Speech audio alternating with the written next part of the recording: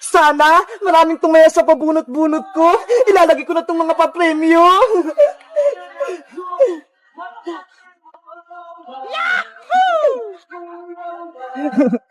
Yan. Wow!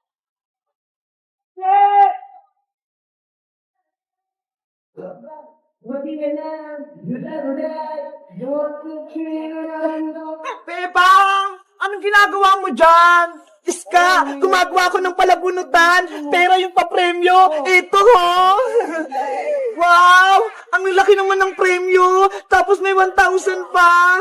Kaya nga swerte yung makakuha ng 1,000. Magkano ba bayad kapag nagbunot dyan, Bebang? Murang-mura lang, Iska, piso lang, pwede ka nang makabunot. Grabe! Ang mura naman! Kaya swerte makakakuha ng malaking pera, yung 1,000, tsaka 500. Bebang, magbubunot ako, baka manalo ako. Okay, ilan yung bubunutin mo, Iska?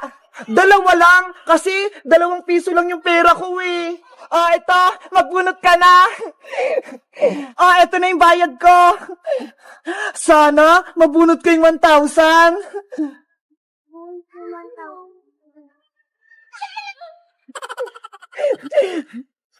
Nge, bokya yung nakalagay, Bebang. Ibig sabihin, hindi ka nanalo, Iska. Oh no! Magbubunot pa ako ng isa. Ito, galingan mo. Sana, swertehin ako.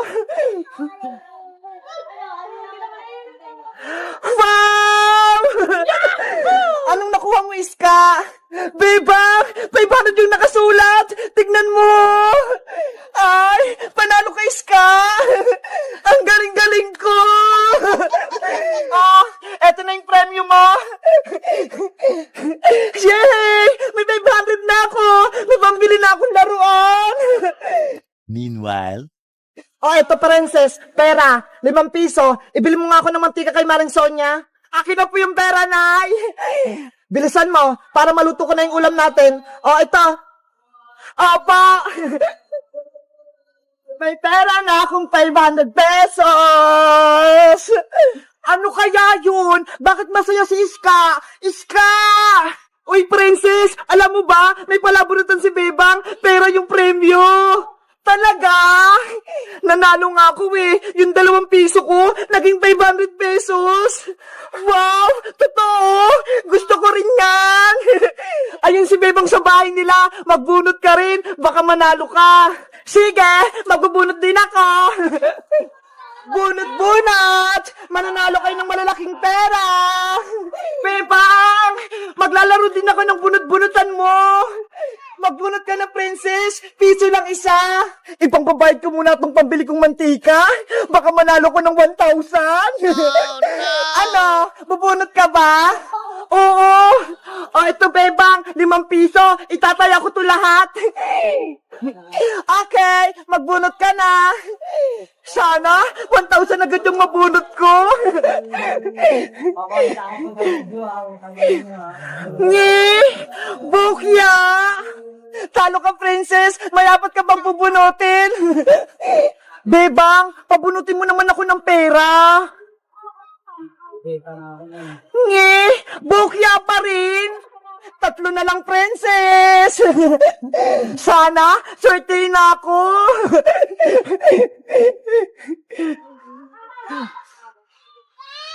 Hala! Bokya pa rin! 2 na lang! Galingan mo!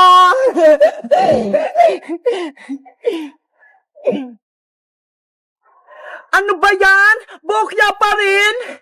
Bebang, madaya naman ata yung bunot-bunutan mo Hindi ako nananalo. Hindi si Iska nga, nanalo ng 500 Isang bunot na lang. Sana, manalo ako. Kung hindi, mapapagalitan ako nito ni nanay. Last bunot na to, princess. Sana swertihin ka na.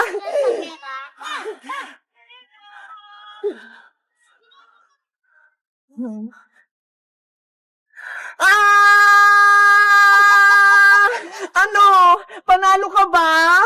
Bebang, bokya pa din. Lagot ako nito kay kay nanay. Naubos ko yung pambili niya ng mantika. Oh, no. Yari ka! Hindi mo pala yung pera, tapos pinambunot mo. Princess! Nasaan na yung mantika? Naku, Princess! Andiyan na sa aling tiri. Mapapalo ka na naman. Lagot! Hello guys! Nasubukan niyo na ba magbunot-bunot? Anong napanalunan niyo? Mag-comment lang kayo para sa part 2. Bye-bye! Asa na kaya yung room namin? Sabi ni Princess 512. Ay, ayun! 512 na to! Sabi nandito na sila, Princess. Ang galing! Princess! Nandiyan na ba kayo? Hala, wala pa sila. Dahil ako yung nauna, nilibutin ko muna itong hotel namin. Para kasing ang ganda eh. Wow! May swimming pool sa labas! Ang ganda! Excited na akong maligo! Sabihin ko kay Princess, magbaka-bakaan kami dyan mamaya. Titignan ko muna yung CR namin, baka maganda rin.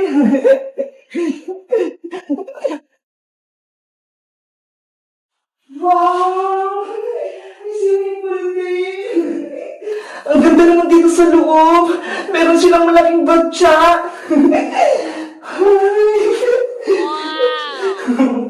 Ang galing. Pwede pang humiga. Paano kaya ito gamitin? Guys, alam niyo ba yung pangalan nito? Ngayon ko lang kasi ito nakita eh. Para kasi siyang pwedeng swimingan. Alam niyo ba kung anong pangalan nito? Ang ganda.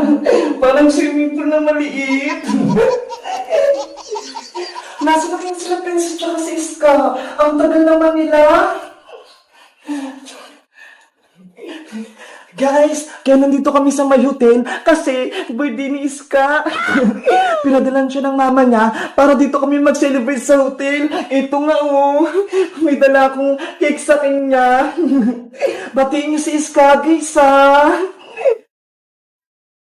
Dahil wala pa si Iska at si Princess, matutulog muna ako dito. Kasi parang masaya matulog dito eh. Ang lambot-lambot. Wow, ang lambot. Ang sarap. Ang lamig. Matutulog nga muna ako habang inaantay ko sila para mamaya kakain kami ng cake.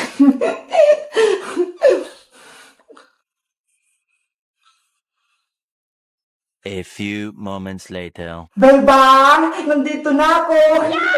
Nasaan na sila, Bebang? Hala! Tulog pa si Bebang! Ano ba yan? Nagugutom pa naman ako. Gusto kong kumain. Ay! Ano to? Parang cake to ah. Bubuksan ko nga. Oh, no.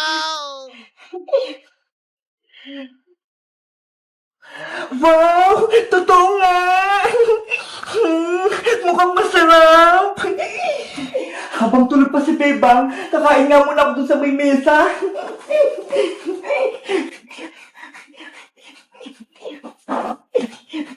Ang ganda naman itong cake na to. Ang cute. Sakto lang para sa akin.